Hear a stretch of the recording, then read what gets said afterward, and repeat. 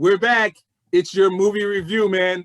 I'm Jeff Johnson, and this is Claude here. Hello, everyone. And we have a special guest once again, Brian Johnson. Hello, everybody. Big brother. And we're on this show today. We're going to do a new series for us, which we're going to call Bingeables.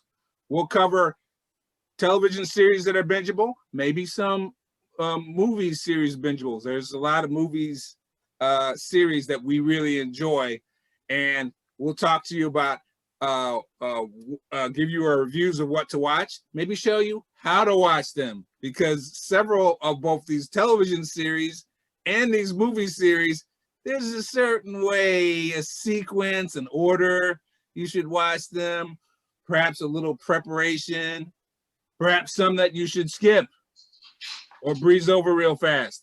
All of those things we'll cover when we do Bingeables. And our first Bingeable that we're going to cover for binge watching is Game of Thrones. Game of Thrones is an HBO original series that went on for 7 seasons. Shall we say 7 plus 1? Those who those 7 who are minus fans, 1. those who are fans know what I mean. It's 8, but we'll be covering on the show right now. 8, Was it really 8 minus 1? Game of Thrones is about 9 noble families as they fight for control over the lands of Westeros, while an ancient enemy returns after being dormant for millennia. That's right, Game of Thrones, folks. Winter is coming. Winter is coming. If you didn't already watch this, and that's what this bingeable series is about, right? We hope that you'll come to us here and listen to what we have to say about it, and then maybe it will help you decide whether this is something you're going to invest in binge watching. And I bring that up because that's what I am. I did not follow Game of Thrones the whole 7 plus 1 seasons. I think I watched part of one episode and I dug in for a minute or two, and then that was it. While everyone else, it seemed, around me, including these two right here, were regular once-a-week watchers of Game of Thrones. So I decided now, I said, you know, I put it on the list of the things to binge watch, and I just, well, in the past couple of weeks, finished binge watching all of the seasons, and I harassed both Claude and Brian on some of the parts that I felt slowed way down. I think did I send you guys some emojis? I think you did. You did send some emojis. You did harassment is a pretty good word to use. Yes. Because I got to some of these things and I was like, wait a minute. What made this show the thing that everybody was freaking out about? Key and Peele made a whole comedy bit about this, where there were 2 homeboys, I think, that worked at a movie theater, and whenever they went outside for a smoke, right, they'd be talking about what's going on in their lives, and then they would drop into Game of Thrones. And it was funny, but I had no idea what the jokes were about because I didn't watch Near Westeros did I watch. So let's break it down. Okay. Clearly we have 2 out of 3 votes in favor of Game of Thrones being bingeable. Would you say that's fair? Yes. Tell us about why Game of Thrones is bingeable, and then I'll share with the audience about the things that I harassed you guys over. Okay. Well, Claude, you want to go first? You can go first. Oh, okay. No, you can go first. Go ahead. Well, one of the things that I liked about Game of Thrones is that at the end of every episode, they left you hanging. That you almost couldn't help but watch the next episode because you just had to find out what happened. Or, you know, they would end it like kind of abruptly, like, oh my God, why did you do that? So it automatically sucks you in to watch the next episode. You just gotta hang in there and see what happens next, which is a good thing. The other thing that I had noticed from rewatching the series is that some series, they at the very beginning, they say they'll say what happened last week on Game of Thrones. But they didn't do in this one. They just move right on. You know, they don't go back on and any replay or what you missed from last week or last series. They keep running. So if you miss an episode, you miss a lot. There's no, you know, oh, well, I'll figure it out. No, you actually missed something. You need to go back and see the last episode, or you need to go back as far as you need to go, because if you missed it, you missed it. So it just automatically sucks you in. Cliffhangers and sucks you in. All right.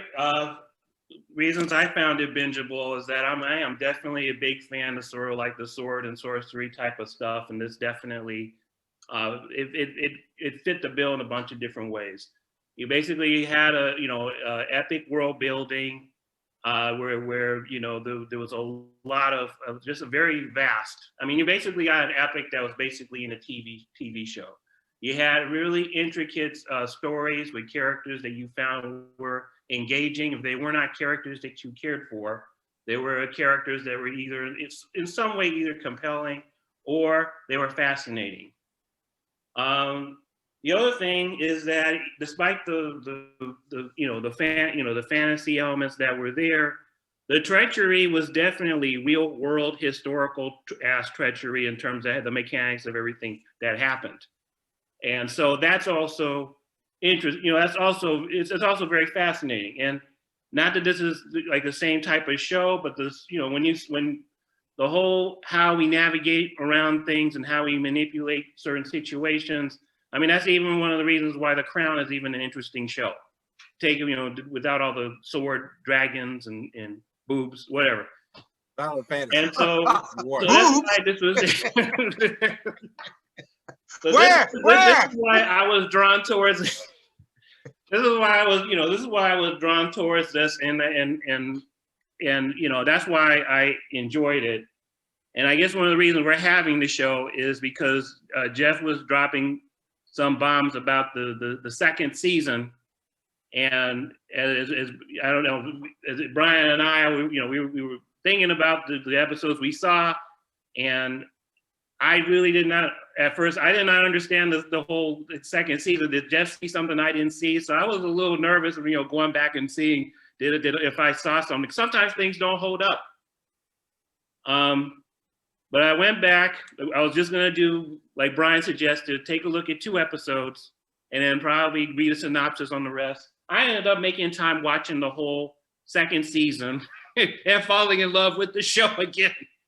So Jeff got some explaining to do. I got some explaining to do. So I sold some serious wolf tickets, folks. Explaining. I sold some serious wolf tickets. And they did their homework. Okay, so let me throw in my 2 cents right quick, Claude, since I'm agreeing with you, and then Jeff can have the whole rest of the show explaining himself and trying to defend himself.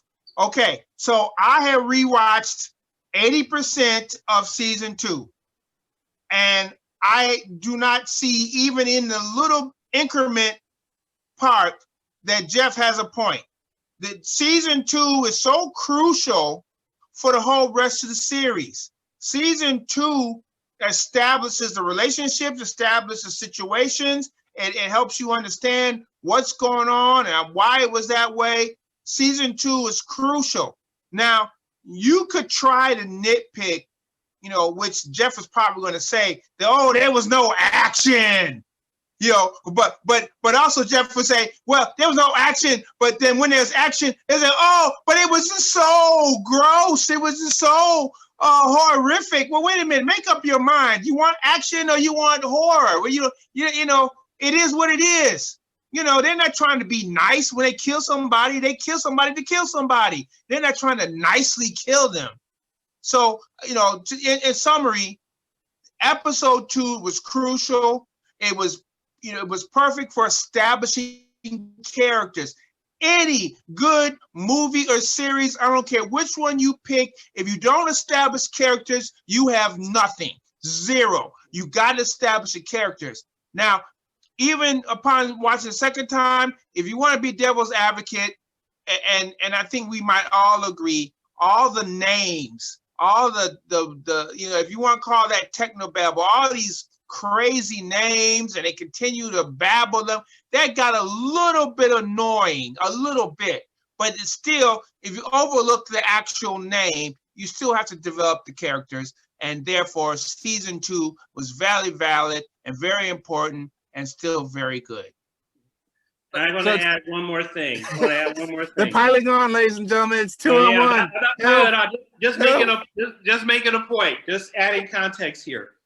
Usually when there's a hit show, there have been a number of times, and I'm a person that's usually a diehard, fan. I will watch the whole thing and not even necessarily think about it. But there have been certain times when shows where the sophomore season just did not work. And I think, for example, Buck Rogers in the 25th Century, when they went from Gil Gerard doing those high kicks to trying to turn into Star Trek, then that show, they completely killed that show in the second season. Or you think about The Wire, where they went from, they had the whole story about the stevedores. They had a different thing, and I still like season 2 of The Wire. But a lot of fans are like, that was the bald-headed stepchild. And the second season is like, was the first season a fluke? That's why you have the sophomore slump.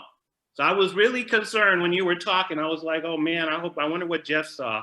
And I can honestly say there was no slumping here. And I agree with what Brian said. A lot of foundation for an interrelationship between characters and the beginning of the journey of some very, very strong characters started with season 2. You cannot not have season 2. So ladies and gentlemen, I'm outnumbered here.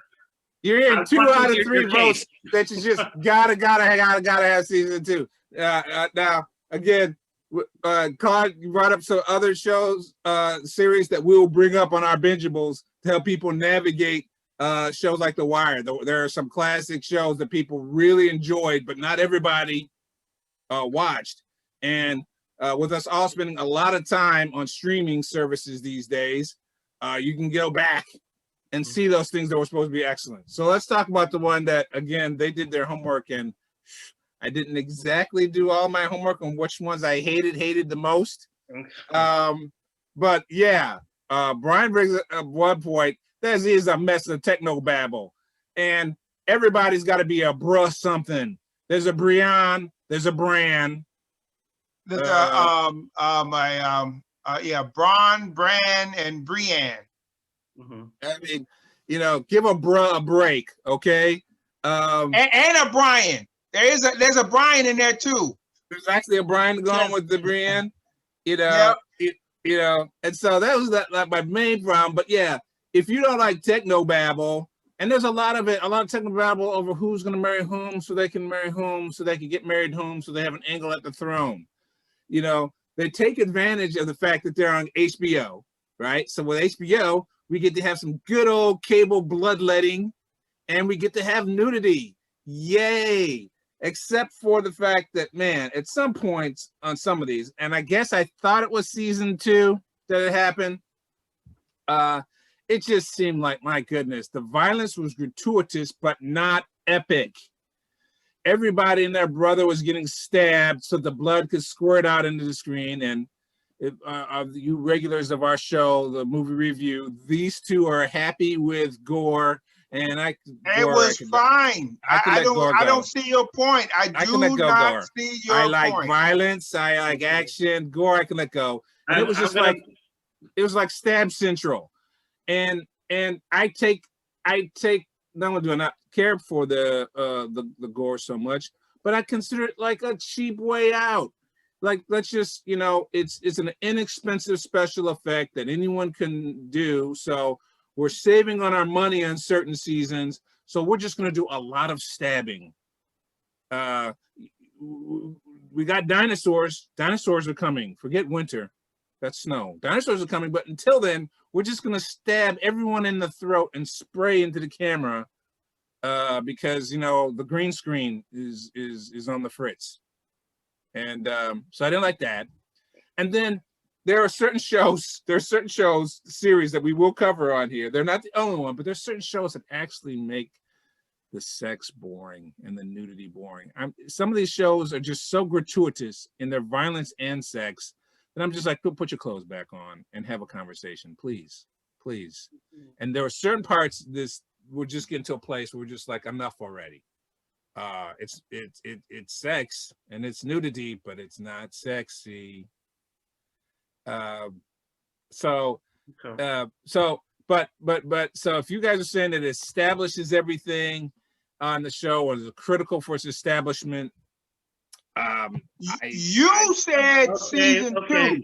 Now, if you meant season 3 or season 4, you should have said season 3 or season 4. You're right. You said season 2.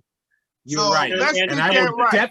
I would definitely have to be better for this series. The stories lend themselves to stabbing. People do the quick stab because number one is just really deceitful. But I would beg to differ that certain things were certain sword scenes were actually didn't have to have like a big canvas, but were pretty epic. When Arya's with those boys that are being taken away, and the Lannister guards try to claim them, and the guy that's transporting the kids basically sends them off, and the person comes back.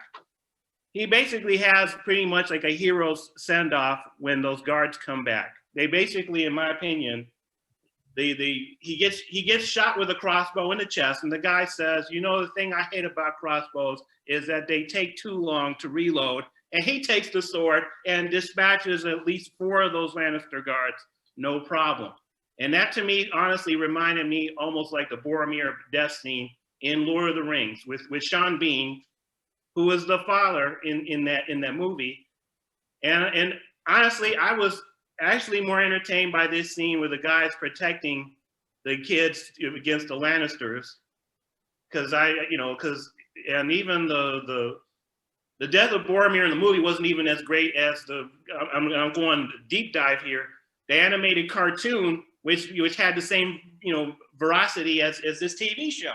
I mean, he got impaled with that arrow, and then he still musters enough strength to start whipping some ass, and then they have to violently kill him. That's not done for cheap effects. And that was just a small scene, but that was a very captivating scene. So I had to say, no, it wasn't a cheap way out. The sword fights those are things that were appropriate for that time. And when people are doing treacherous stuff and they're near each other, the little dagger in the throat and things is just basically the way that they dispatch people. That's just part of it. Okay, so I could be wrong, but I'm going to check before we finish the episode on my my seasons and episodes. I'm gonna give a good season episode count. But one of the things I thought were missing were the epic battle scenes. In a series that's supposed to be about 9 factions fighting for the throne, and where the intro, it is world building. Literally, the intro to Game of Thrones shows a computer generated thing where it pops up. It's like those pop-up greeting cards, and you open it and it pops up all the little villages. Or it's more like some of those sim games that you play, right, where you say you could add 5,000 soldiers, and then 5,000 soldiers pop up, and you say add a castle. Those books that you open up with the things that pop open, the pop-up things, which is kind of clever, right?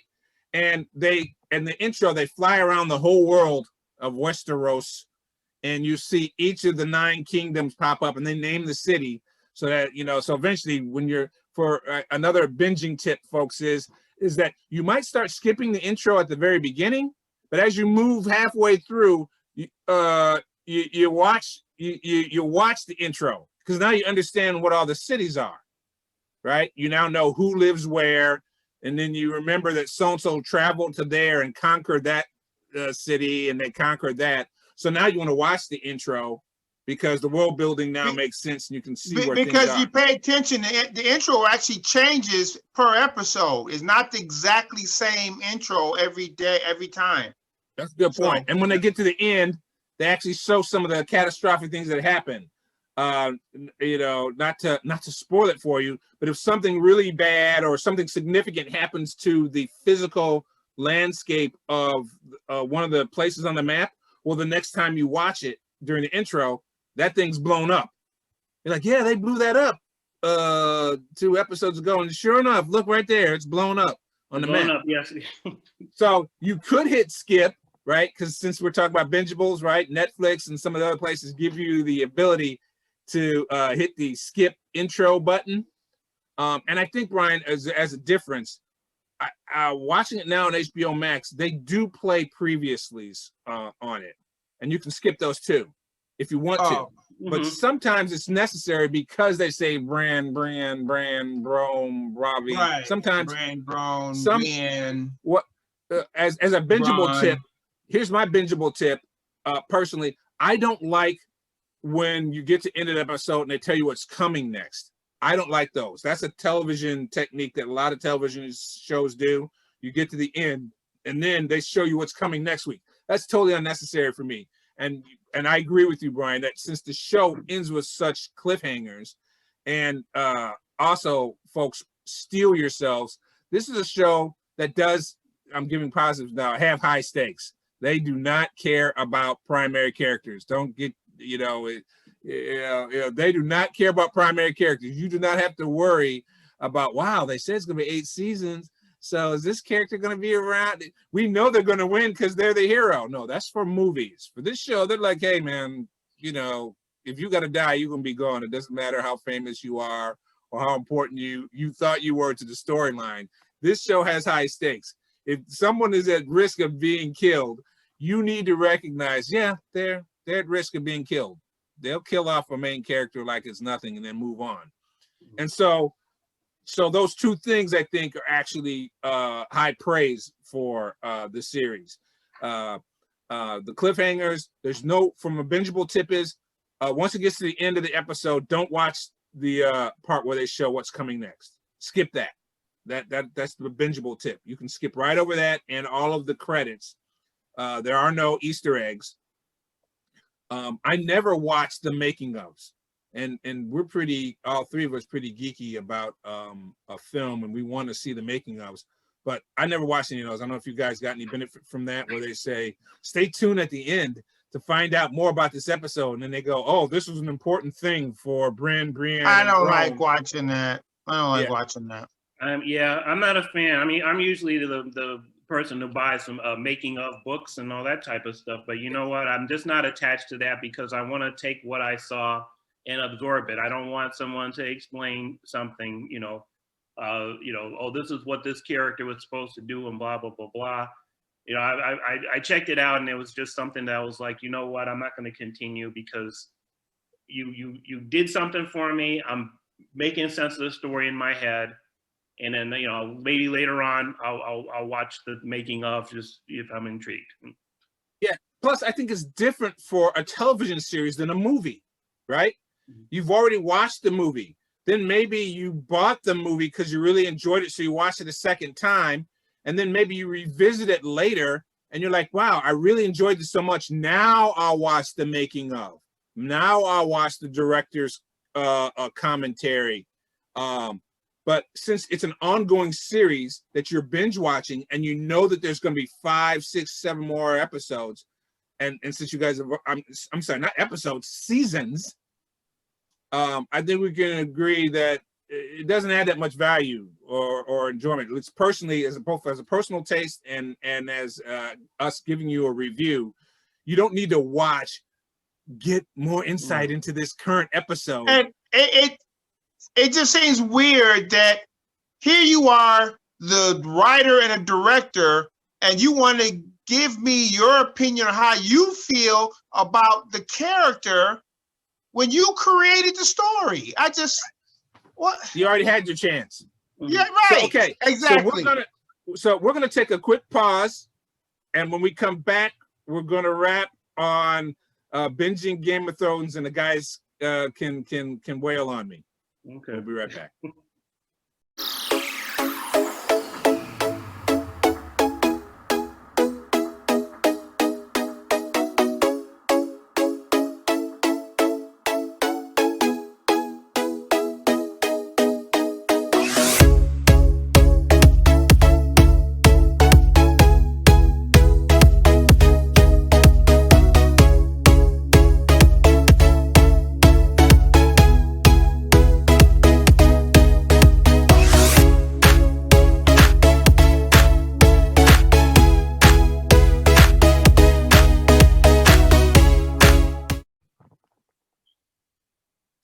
So we're giving you bingeable tips, and that will be a characteristic of this series, The Bingeables, because especially with the different streaming services that are out there now, they all really do have different ways of presenting. I think, Brian, you mentioned that Game of Thrones usually jumps you straight into the action, and that's what they usually do, and that's what they did on the service that you were watching it on.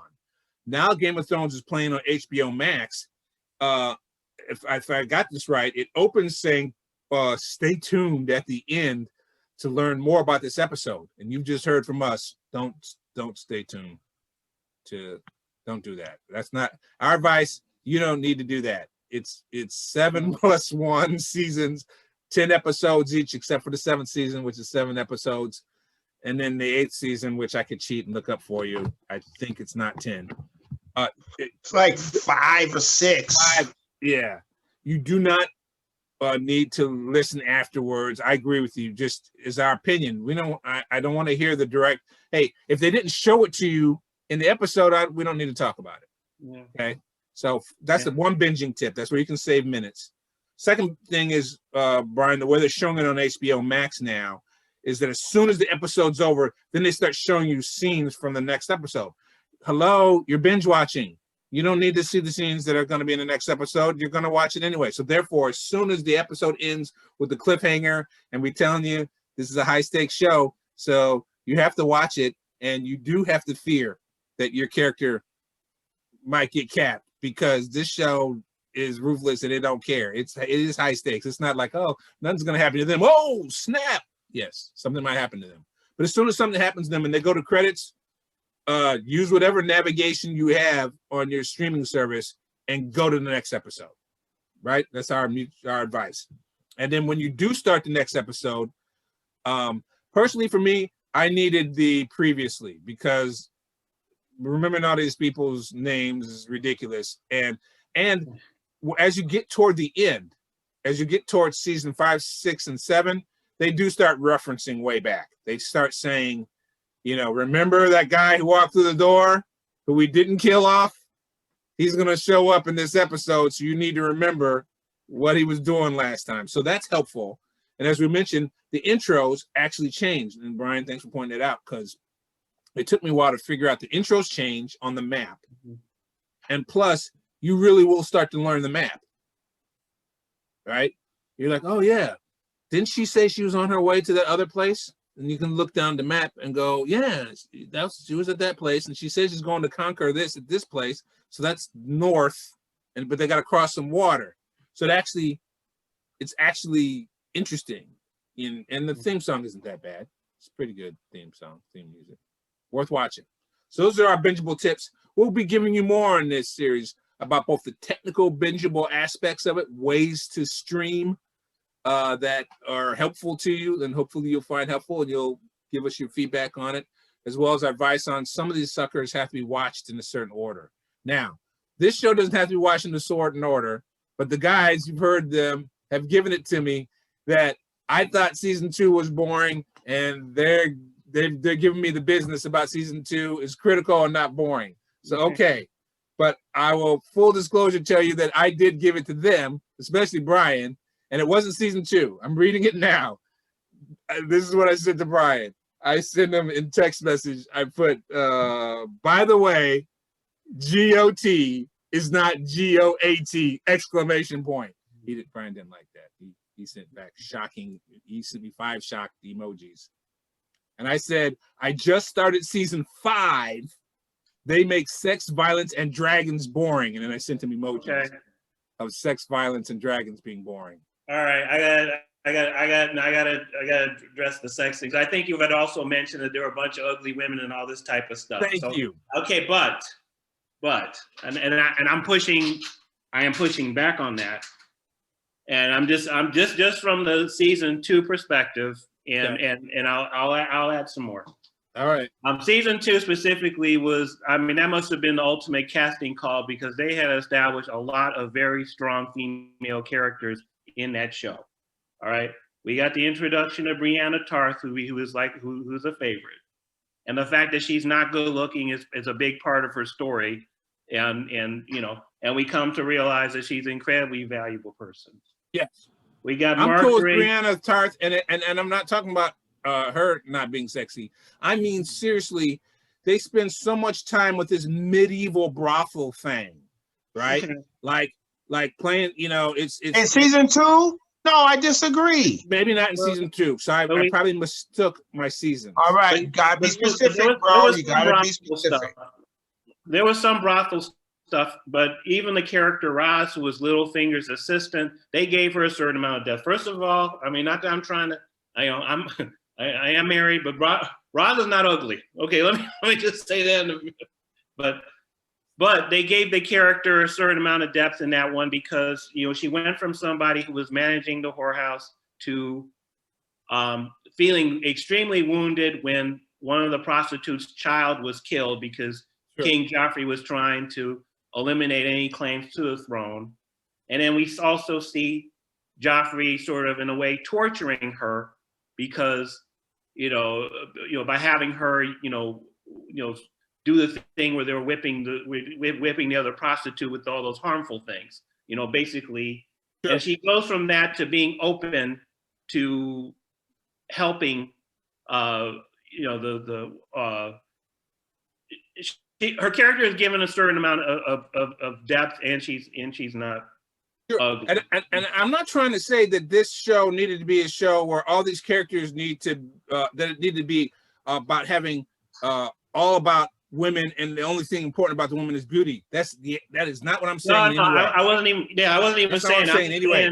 I had a basic complaint about the elements, and I probably got the seasons wrong. I had a basic complaint about the elements of the use of sex, violence, which, come on, dramas on cable use sex and violence, period. And they're able to. They're able to give us more of all of that. And I'm being specifically critical of what must have been not season 2, but season 4, or somewhere in there. I'm being specifically critical about the fact that they spent a lot of brothel time with some folks that looked exactly the same, no diversity, and plain looking, in my opinion. In fact, they even had one of the characters where the mean bad character spent his time insulting the girlfriend he was about to leave behind, about telling her how ugly she was. I'm just saying that it got not sexy. You can be naked and not be sexy, and they did that.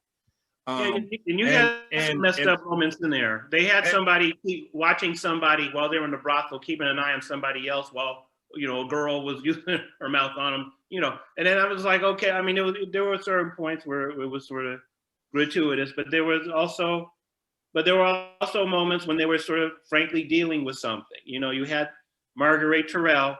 She's wants to become the queen. She's talking to the guy who's about to fight his brother, basically saying, okay, I want to be your queen. He's gay, but she comes out and basically say, okay, can my brother can come and help you out? You can just do, I could do it in this position. You can pretend I'm my brother. I mean, she just frankly puts it out there because her goal is, I am going to be not a queen, but the MF queen. Everybody's doing whatever they have to do to get power. So I'll just be very specific. She dealt with it frankly, and this told us who her character was in terms of, I am relentless in pursuing this goal. And okay, but that's, so I mean, yes. I know what you mean. So they had strong characters. Strong characters. Time it tells who the character is. Yeah. My complaint was this. I can be very specific. I thought there was a whole lot of brothel time and folks working in brothels that they had. All right. Well, you must have your episode. You must have your episodes wrong. I disagree. Wrong. There was a lot of brothel time in season 2. I disagree. There was 1 or 2 episodes where there was just a couple of scenes of the actual brothel, and it was so short and so minute. So you need to double check your seasons, because it was definitely not season 2. I stand corrected. But I still stand by, there's some stretches in there where it's just not sexy. But I won't hang on that forever too much longer. Let me just say this. Let me move on to my violence. So there, and maybe it was season 4. There was some sections in there where the sex just wasn't sexy. So it was gratuitous and not getting any not getting anything done. There was certainly wasn't any chemistry, and they had some very plain and no diversity. And when the violence came part, there was a moment in there where we literally had a conversation about an epic battle and no epic battle. They had one section in there, and it's not a spoiler. It's not a spoiler. In fact, I'm giving you audience pre-warning that they're about to have a battle. They gathered partners to do the battle. The partner said, instead of having this battle, I could just take my men in there and we could just go kidnap the leaders and bring them back, and then I'll make the battle end early. And they said, okay, do that plan. And they literally showed the queen standing there saying, wow, sure taking a long time for this battle to happen. And then the man rolls up in there and says, look, I got the two leaders right here. No battle, the end. What? No. A show like this is supposed to have epic battles. It's supposed to be the Clash. They went several seasons without the Clash. What is the Clash, ladies and gentlemen? Clash of the Titans, Clash of any major battle scene where an army with thousands of people on this side come running over the hill, and an army with 1,000 people on that side come running over the hill, and they go, ah, ah, ah, ah, ah, Clash. No, there were several seasons with zero Clash, period. There were no clashes. That's but not clashes good. That's boring. Clashes does not a movie make. No, clashes I'm saying yes, it does. No, I'm saying it does. I'm saying Akira Kurosawa's movies must have clashes, did have clashes. Civil War movies must have clashes, did have clashes. First of all, you have to separate movies from series. And you do not have to have a clash in every single episode of a series. If we're talking about a movie, fine. But the movie, we're not talking about movies, we're talking about a series. There is no need for a clash in every single episode. You need character development. You need story development. You don't have to have a clash every time. Look at you. That's the problem. You complain about gore and gratuitous killing, but then when they don't give it, then you complain, oh, where's the gore and gratuitous killing? Make up your mind. No. I consider a clash of armies not the same as, gosh, come here a second and let me slit your throat. And did I mention I was going to slit your throat? Let me slit your throat one more time. Hold on a second. Wait, I have a knife. You have a throat. Wait for it. Wait for it. Yes, I'm going to slit your throat and spray in the camera. No, that is not the same as The Patriot, as Saving Private Ryan, as every Kurosawa film. There must be an army running over a hill and another army running over a hill, smashing against each other. You can't compare a movie to a series, period. In the subject, you can't compare the two. I'm not comparing it. I'm saying if you're epic, you have to give me an epic battle. And stabbing somebody. Epic battles. There were epic battles in season 5. Well, it's a series. Season 2. Now, season 2. Okay, and I'm going to go back to season 2, and I'm not doing it because this is where I concentrated on, in pretty much. But the only battle you had averted was basically the battle between the two brothers. But you still had whoever was going to win that battle was going to go for the throne. Then you had Rob's army coming from the north to do battle. So. Yeah, the one battle was averted, but it was averted for actually a very compelling reason, because the person who was, the younger brother who was trying to jump in, place, and ended up getting killed. But you still had the Blackwater battle where the whole Navy got decimated. You had the fights happening there, and then we had all the stuff that was sort of happening. Blackwater battle was pretty good. The Blackwater battle was pretty good. Yeah, and I know later on. I mean, I know that they pretty much, I think they stuck with the books the first 3 seasons, and as they continued, the producers started taking liberties. And I would probably say, you know what, they probably had to sort of pick and choose which battles they were going to go and no pun deal intended. with. But yeah, no pun intended. Pick your battles. Yeah, no, but that's what I would probably say, and I haven't read the book, so I don't know to a certain degree what they did with that. But there was still plenty of things that was happening. I mean, I mean, if they avoided a battle, chances are there was 2 other battles that were leading up to a war that was somewhere in the background, ready to still happen. So, yeah, I'd honestly say I don't think there was, I don't think that they, necessarily avoided anything. They probably had to do what was functional with the story, and as the show continued, I'm sure the budget continued to get higher. So they basically had to there may have been they spent their money on it. No, it's not So about budget. everything- It's a series. How can you compare a movie to a series and a series to a movie? They're 2 different subjects. If you have a series, you're trying to say if you have a series that every other episode you gotta have a battle scene? Come on, no. I completely disagree. I'm just saying, I was bored, and I sent you a text that said I was bored at the beginning of season 5, but then they picked it up. But I do think it's a fair comparison, though, because one thing about these streaming services and the resources is that the bridge between a movie and a TV show has been getting blurred. They're starting to blur. But I'm not going to fault,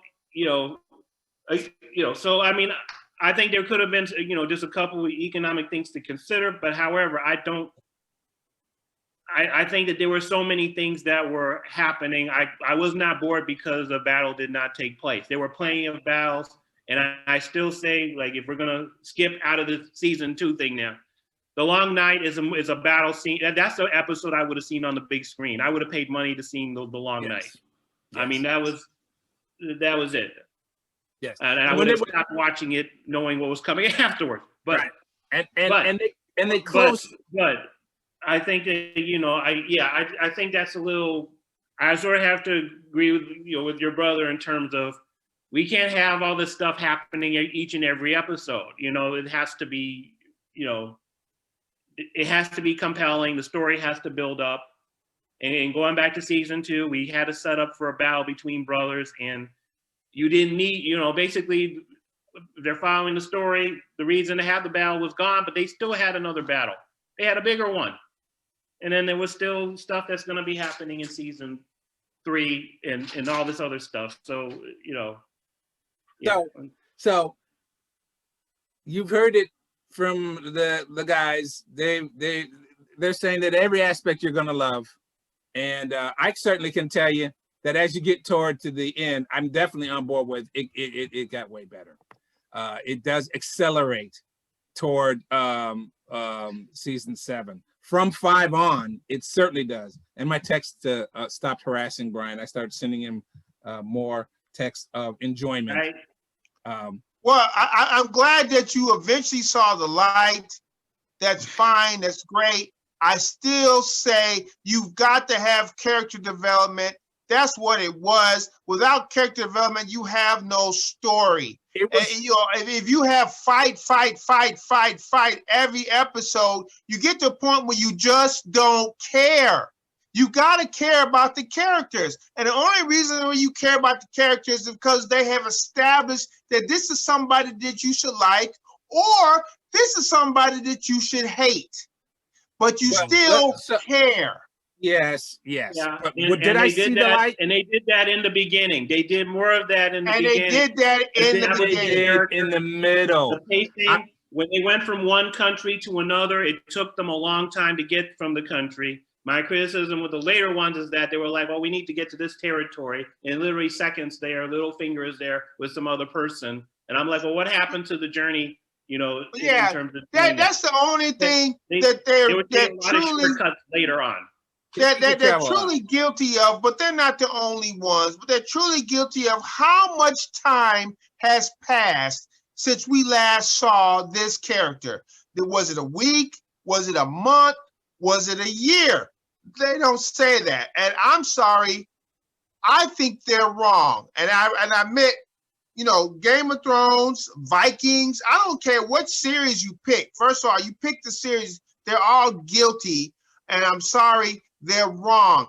Give me some form of time frame. If it's a week, is it a month, is it a year? I don't care how long, but let me know how long. Don't just say, oh, yeah, okay, now they're here. Oh, now they're there. I can go through a list of series out there now that I like. But I will say, but They do not give you any form of time frame, and I do dislike about that. Give me a time frame. The use of time isn't realistic. Sure. So I did become. So let's talk about what the bingeable or not. Clearly, I'm on board that Game of Thrones is a bingeable series. This is coming to you, folks, from someone who binge watched it, who didn't follow it. These were followers. You can see that the diehard fans are giving no ground on any episodes. I give ground on a few seasons. I give a ground on a few seasons. But I voted as totally bingeable because it definitely finishes strong. And that's another thing that fans don't totally agree with. It finishes as in the 7+1. It accelerates to the end of season 7. It gets definitely better. When you say I saw the light, yeah, I saw the flaming lights, and I like those flames. I did like the flames. The fantasy kicks up. I like the fantasy better. The epic clashes kick up. There is serious epic sequences. No, a TV series isn't the same as a movie, but again, I do believe that these certain ones have set themselves up like this. These epic ones have set themselves up where they have, in fact, blurred the lines in a good way to raise the stakes. There's just no question about it. I do not watch Game of Thrones like I'm trying to watch Law and Order, period. I don't mind watching Dune on Law and Order, and I don't mind them start, finish, wrap up the same elements of it. That's exactly what I want, and that's exactly what I intend to get, and I expect Lenny to be there, and Lenny will not get shot on any of my doggone. That's not a spoiler, ladies and gentlemen. Lenny doesn't live forever as in real life, but he lives forever on Law and Order, and we Lenny lovers of Law and Order love Lenny, and we'll keep watching those episodes. Okay, that's not the same, but the stakes change and are higher on shows like this. They just are. And this series meets that challenge in the later seasons, 5, 6, and 7. I mean, there's this one shot with Jon Snow when he's by himself about to face the clash, which was the Battle of the Bastards. The Battle of the Bastards, ladies and gentlemen. Which, by the way, you pronounced it wrong, Brian. The Battle of the Bastards. It's nothing. You're going to get tired of them using Bran as a name and saying bastard because Brian, Battle of the Bastards. The Bastards. The Bastards. Did I mention he was a bastard? Yes. Every time you mention. He's a bastard. But he's a bastard. Is he a bastard? Yes. Eventually, they finally make fun of themselves at the end of season 7. And it took a black woman to do it, which another problem I have with this show. With the only black woman in the show, they say, but I thought he was a bastard. They say I thought he was a bastard. She's like, we don't even have marriage where I'm from, so there are no bastards. You guys spent 5 seasons. You spent 7 seasons calling him the bastard. He's a bastard. What? So yeah, that's overplayed. But the Battle of the Bastards, one point is there's a shot in there which is just cinematic genius, not television genius. It's cinematic genius in the Battle of the Bastards when Jon Snow faces the clash, which we needed to have a clash. That shot is epic. And a show like this, yes, only from behind. And they're coming at him. A show like that, thank you, from behind. The show like that has to have an epic scene like that, and they did. And I fessed up. I sit back to you, not boring. And I named it. I know it's in my text. I tell you, I don't know if it was an accident or what, but I'm telling you, that has got to be the classic scene. I can watch that episode over and over and over again, and have to do this every time. Every time. So I'll fess up. You can tell we're brothers. Yes. So you heard it. Maybe it's the Johnson Man thing. Yeah. You'll get a little watery. You don't have to tell anybody on a YouTube show like this. It is what it is. That's what makes it great. That happened to me every time. It's that good of a shot. Claude, do you remember the shot we're talking about, Claude? You know what? I have to take a look at it again. Battle of the Bastards. Jon Snow. What's that? I'll be honest. Clark, I was revisiting, and thank you for doing it. I fell in love with the show again because I wasn't gonna. That's the title. That's the title of the episode, Battle of the Bastards. Was it season 5, episode 8 or something? And I think I know what you're talking about. Yeah, Battle of the Bastards. Well, is it Roderick? Roderick is the guy's name? Bolton. Roderick Bolton. That was that the crazy guy that tortured. Yes, the torturer. Okay. Season 6. It's 6. It's later, ladies and gentlemen. Season 6, episode 9. That's what I'm talking about. Season 6, episode 9. Battle of the Bastards. Hear from the Bingeables. I binged it after hearing people say that this show was great. I told you I felt like it slowed down, and if you're not queasy like me, and Wimpy Jeff doesn't like all the little stabby squirt, these guys feel like you'll love all of it.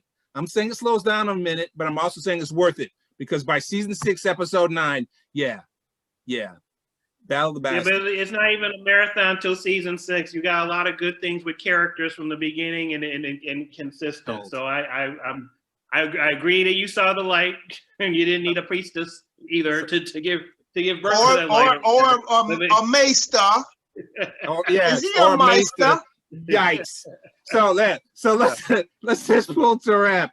There are lots of different kind of characters in there. It's not perfect. Why is it not perfect? How do you know? Ladies and gentlemen, if you're a bingeable person like me, I think that you'll enjoy this series and you won't become a fanboy. Fanboys. I think all those people who watched the series and became fanboys really, really, really hated all of season 8. As a bingeable person, I'm declaring to you, you won't hate it as much as them. It makes mistakes. It's not great, but you won't hate it that bad. I want to make one comment. Binging is nice because you can. Binging is not great because you don't get to marinate. That's true. You really cheat yourself when you binge. Watch it in portions so that you can, you can marinate on the last 2 episodes so you can absorb it. Because you remember when it very first came out, like us, we had to suffer a whole week for the next episode. Whereas all you gotta do is sit there and wait 5 seconds for the next one. But you miss something, you don't get to think about it and like, oh my gosh, well, what are they gonna do? Well, what if he does this? What if he does that? You don't get to do that because you wait 5 seconds and then you find out what happened.